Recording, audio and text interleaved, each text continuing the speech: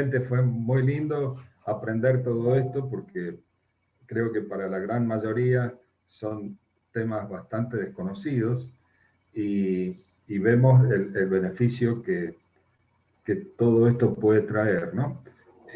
La pregunta mía inicial para abrir el fuego es si acá en Mendoza, y sobre todo San Jorge, en la zona Uspallata, todo eso, si está estudiado de tal manera que se tengan bien los datos y como para ir a explotar directamente y no tener que andar en mula y la piqueta por ahí, ¿no?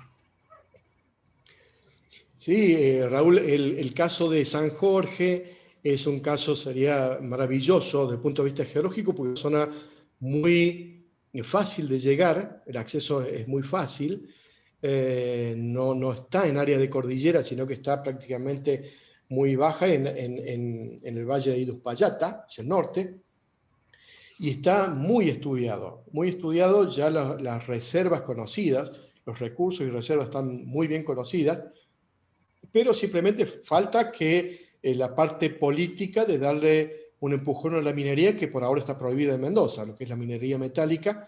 Hoy en día, lamentablemente, este proyecto de San Jorge no es viable, no porque no haya cobre, sí, el cobre está presente y está perfectamente conocido, sino que hay una gran resistencia a que sea explotado. Entonces, las leyes antimineras de Mendoza en este momento no permiten que haya ningún tipo de producción metálica en la provincia de Mendoza, y lamentablemente estamos perdiendo el boom del cobre, que está con precios récord históricos, justo ahora. Y bueno, lamentablemente la estamos viendo pasar de largo nomás. ¿Qué va a hacer? ¿Y cuánto tiempo llevaría poner en producción, por ejemplo, suponiendo que las leyes todas fueran favorecedoras de hacer esa explotación y poder sacar el mineral? ¿Cuánto tiempo llevaría en poner en producción eso? Supongamos que hoy se Bueno, bajan hablando los... de uno, sí,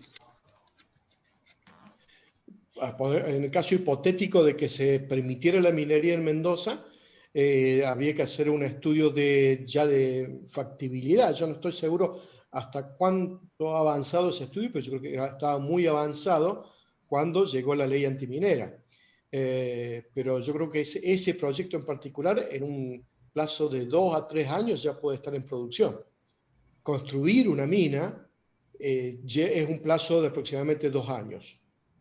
Cualquier mina, o sea, hay minas que son más grandes que pueden llevar más plazo, pero normalmente son 2 años para lo que es un pórfido cuprífero, porque el volumen de roca que se precisa movilizar o mover por día, triturar, etcétera, todo el procesamiento son volúmenes importantes. Estamos hablando de varios miles de toneladas por día. Entonces, ¿qué es lo que están haciendo en San Juan actualmente? Y también están trabajando ahora en Salta con minas con ese tipo de rango de cantidad de material procesado diariamente. Lo mismo que bajo la lumbrera en Catamarca. Catamarca en este momento ya bajo la lumbrera ya está cerrando su ciclo de vida útil, pero ya aparecieron nuevos depósitos cerca que van a aprovechar toda la infraestructura ya que existente ahí en la lumbrera, y no va a haber una nueva construcción de minas, sino que directamente el mineral va a ir a lo que es las plantas ya preparadas de la lumbrera. Entonces hay una sinergia tremenda, tremenda, que sería el proyecto Agua Rica. Así que esperemos que pronto se ponga en funcionamiento, porque el país necesita divisas urgentes. Normalmente, acá en el San Jorge, por ejemplo, creo que estaba asociado al molibdeno, es decir, que había también una parte de molibdeno asociado al cobre, ¿no? Y el molibdeno también tiene un buen precio, ¿no? Claro, se considera un subproducto el molibdeno, porque realmente por cada porcentaje de cobre, digamos, si tiene por tonelada 1000 ppm o 1500 ppm de cobre, y a lo mejor hay 30 o 40 o 50 ppm de molibdeno. O sea, es mucho menor la cantidad, y eso va en el concentrado junto con el concentrado de cobre, y esos van a las fundiciones donde se hacen los trabajos, digamos, de detalle, de separar en lo fino los distintos metales presentes. Pero eso se conoce, se sabe bien perfectamente cuál es el contenido de molibdeno, y se lo llama cobre contenido. Al decir cobre contenido, ahí están los subproductos como molibdeno, como puede haber oro. Por ejemplo, el pórfido de bajo la lumbre de Catamarca, ese era un pórfido que tenía su producto oro, entonces le daba aún más valor, porque lógicamente el valor del oro es mayor que el molibdeno. Claro. Pero hay todo un mercado enorme para el molibdeno. ¿El San Jorge es una mina a cielo abierto? Sí, a cielo abierto, sí. Que es la forma que se produce en todos los pórfidos de cobre del mundo, el cielo abierto, que no es una mala palabra, porque acá en Mendoza le han puesto el título de cielo abierto como que es algo malo, y no es algo malo, es al contrario, es algo seguro. Y la mejor forma de poder hacer minería es a cielo abierto. Como todas las canteras que existen en el país son todas a cielo abierto.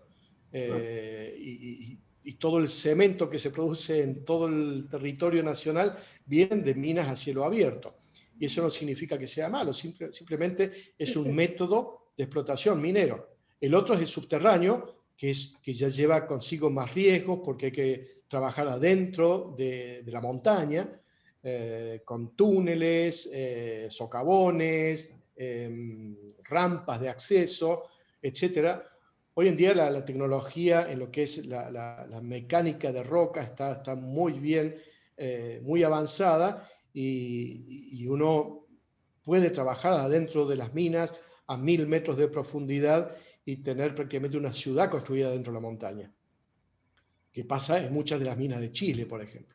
Y tienen la parte superficial explotada hasta donde se puede, y cuando ya en profundidad ya se torna peligroso porque ya está muy profundo, ahí pasan al método subterráneo para aprovechar el mineral que está por debajo.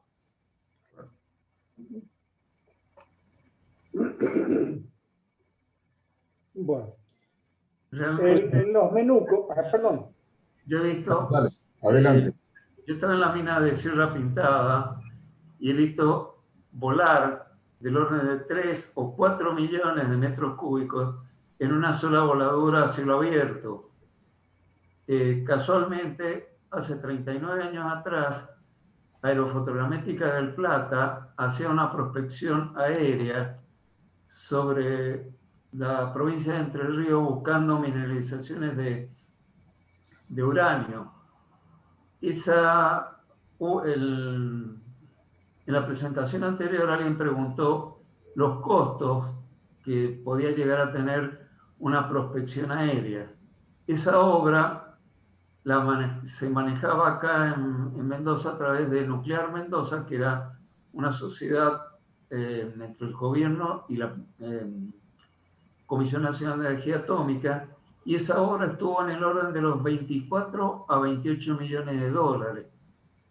No, o sea, no recuerdo los resultados, pero Aerofotogramética del Plata concretó la obra y presentó los trabajos. Seguramente, Alejandro, la tenés que haber conocido, Aerofotogramética del Plata. Sí, la conocí, porque también mi primer trabajo como geólogo fue de becario en la Comisión de Energía Atómica. Y sé que hicieron un trabajo en esa época, que estuve solamente 6 meses becario, porque después me salió un trabajo con Mina Aguilar en el norte de Argentina, pero fue una experiencia espectacular. Ellos habían hecho un trabajo muy interesante de radiometría aérea. Sí. Entonces la radiometría, eso nos tenía los canales de uranio, torio y potasio, y en base a ese relevamiento después hubieron muchas comisiones de energía, de la Comisión de Energía Atómica, muchas comisiones de exploración que iban a visitar esas anomalías, a ver si correspondían a anomalías que pudieran tener potencial de mineralización, o era anomalía simplemente por acumulación, por transporte de un material rico en potasio, por ejemplo, y que no tuviese relación con mineralización. Y a mí me tocó trabajar bastante con justamente con ese trabajo enorme que hizo la Comisión Nacional de Energía Atómica en el norte de la provincia de Córdoba y sur de Santiago del Estero. Correcto. En pleno verano y con 40 grados a la sombra, así que me acuerdo muy bien de esa época. Tremendo, pero fue un trabajo espectacular. Hoy en día ese tipo de trabajos se siguen haciendo, pero es mucho más económico, mucho más económico. Correcto. En Sierra Pintada, de todas formas, se produjo un destape de la mineralización de uranio a la espera de algún interesado o extranjero que pudiera seguir adelante, pero eso nunca ocurrió. Y es una pena porque ahí el mineral era bastante bueno, ¿no? Pero bueno, los problemas políticos siempre embarran a la producción. No, sí, sí, sin duda. Somos un país bendecido por la naturaleza porque tenemos todo el potencial inimaginable, pero está escondido, está guardado bajo tierra. Y hasta que no lo saquemos, no va a haber eso no se va a traducir en nuevos hospitales, en nuevas escuelas, en nuevos recursos, desarrollos para las zonas próximas. Y eso, bueno, lamentablemente estamos perdiendo años y años, pero bueno, son cuestiones políticas que escapan a lo que uno pueda hacer. Las pilas de lixiviación que se hicieron ahí en Sierra Pintada, se pensaban alturas de las pilas de pocos metros, 2 metros, 3 metros, y se llegaron a hacer pilas de 6 metros para la lixiviación del uranio. Y después la planta se procesaba y se sacaba la torta amarilla, ¿no? Y de allí iba a Córdoba para obtener el uranio natural. Sí. Es una pena que no se haya podido seguir, porque el uranio está. No se ha ido. Y sí, como dice la canción, aunque no lo veamos, el sol siempre está.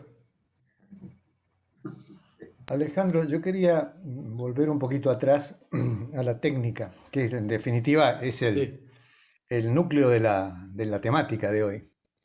No porque la minería no nos interese, por supuesto, y ojalá, como vos bien has dicho, podamos tener la posibilidad de explotar, porque es inconcebible tener los recursos y no aprovecharlos. Pero volviendo a la técnica hiperespectral, tengo una duda que quisiera ver si me lo puedes evacuar. ¿Qué técnicas alternativas hay? Porque yo supongo que si bien las firmas espectrales son bastante buenas en identificar un material, no siempre es tan purista, digamos así, encontrarse un material en estado solo y no estar asociado siempre con algún otro y que esas firmas se parezcan a otras y que no sean determinantes en cuanto a, no hablo de resolución espacial ni espectral, sino que cómo somos nosotros resolutivos en cuanto a la interpretación de dos firmas muy parecidas. No sé si se entiende, si hay alguna otra técnica distinta de la obvia que es la geología de superficie que complementen a la que vos has disertado hoy con tanta brillantez. Bueno, gracias por las palabras. Sí, existen técnicas, como lo que llamamos spectral unmixing o desmezclas a nivel de píxel, pero uno tiene que saber previamente cuáles son los minerales que esperamos encontrar en ese píxel. Por ejemplo, si puede haber una mica blanca junto con una caulinita, puede haber esto otro. Entonces, ahí podemos darle como posibles 3 end members o miembros finales y en base a eso se pueden generar modelos de desmezcla. Por supuesto que hay que estudiar el espectro previamente para decir, sí, es posible que esté este material A, material B, material C. Eso a mí me pasa todos los días de mi vida, encontrarme con píxeles de mezclas de materiales, pero siempre hay uno o dos que son los preponderantes. O sea, lo ideal es tener píxeles muy pequeñitos, ojalá 1 metro, 2 metros, 3 metros, 5 metros, porque es más probable que encuentre más de un solo mineral que de grandes mezclas.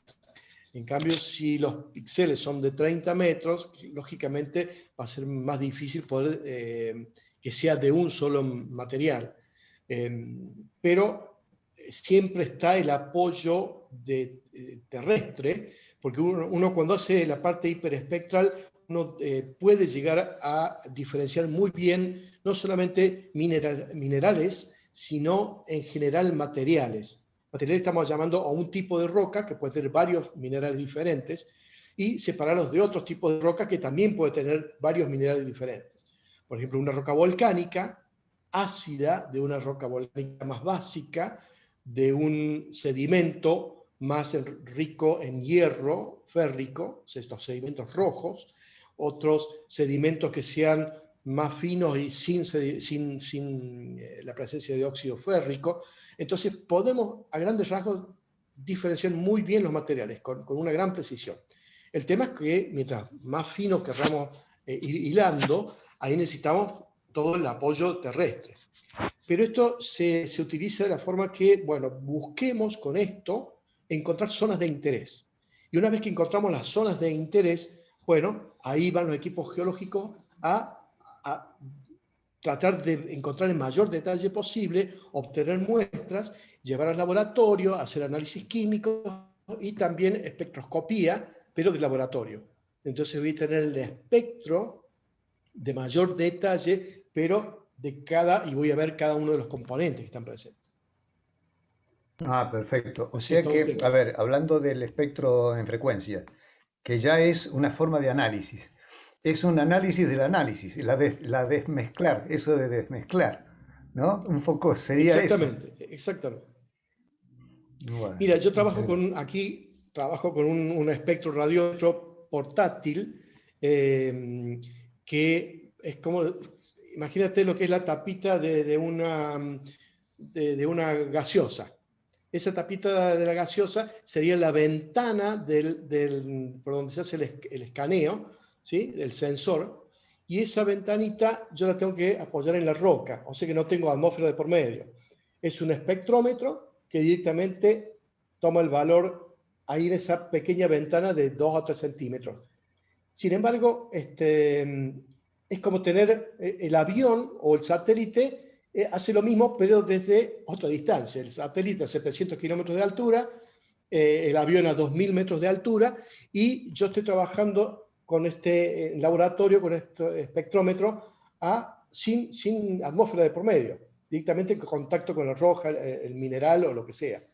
Y ahí, incluso a esta escala de trabajo, a veces en una sola muestra puedo llegar a ver 4 o 5 minerales distintos en esa pequeña ventanita de 3 centímetros. Entonces, eso si lo llevas a un píxel de 30 metros, es mucho, pero siempre se reconoce el preponderante, el que está presente de una forma más importante. Claro, el dominante. Bueno, muchas gracias. Dominante. Muchas gracias. De nada, un gusto. ¿Ese tipo de estudios tiene alguna penetración, digamos, en la superficie o es exclusivamente superficial? Exclusivamente superficial, es decir, la penetración que se puede llegar a asumir son micrómetros. O sea, 40 micrómetros, 50 micrómetros, es superficie. Depende de la porosidad de la roca, depende que no haya absolutamente nada de humedad, porque si la roca está mojada, el espectro va a ser el agua, no de la roca en sí. Entonces, la roca tiene que estar seca.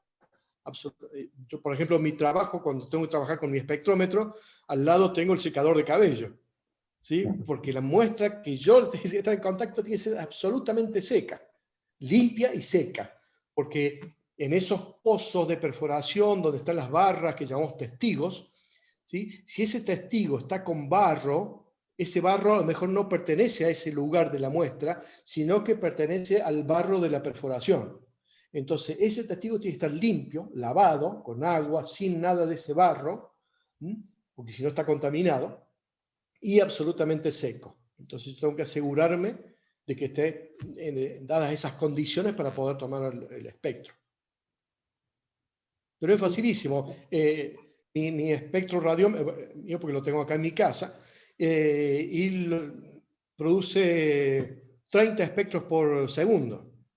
Sino que yo le hago que tome mis 30 espectros y haga un promedio de ese espectro, ¿sí? Entonces, una lectura espectral, a lo mejor, no, tampoco 30 segundos, menos, mucho menos. En 5 segundos hago una excelente lectura espectral porque me promedia a lo mejor 50 espectros. Y con eso después trabajo.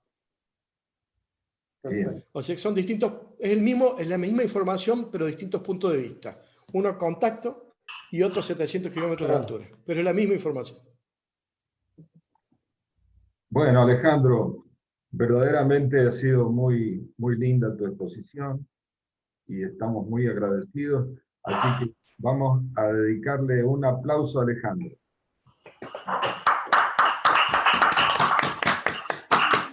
Y gracias a ustedes por este equipo hermoso de los amigos del Ateneo Amigos de la Ciencia. Alejandro, como siempre, sos un amigo más y te invitamos siempre a que estés con nosotros. Con todo gusto, con todo, un placer compartir con ustedes. Muchas gracias. Bueno, hacemos siempre un agradecimiento también a la UTN, que nos brinda la posibilidad de tener este Zoom, y eso significa no tener interrupciones, y hay un equipo que nos ayuda para tener este Zoom. Así que también agradecemos, y agradecemos a todos los participantes que siempre nos ayudan y nos alientan para seguir adelante con esta idea. José Luis, si querés decir algo más. no, está bien. Creo que has dicho todo lo suficiente como para cerrar ya la charla. Bueno, cuídense, que anden bien. Lo mismo, cuídense todos. Chao, hasta luego. Hasta luego.